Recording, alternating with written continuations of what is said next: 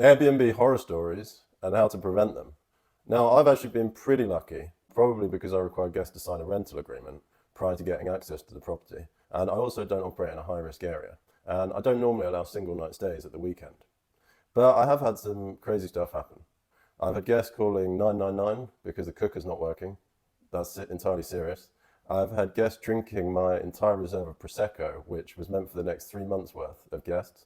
And then I've had obvious stuff like people smoking stuff they shouldn't have been smoking inside the property.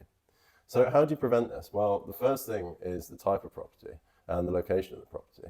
If you're marketing it towards families and contractors, you're less likely to have trouble compared to if you're marketing a one-bed flat in the center of Las Vegas.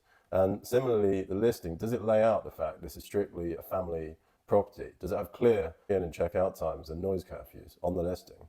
Does it say that there's a young family living downstairs below and you mustn't make any noise?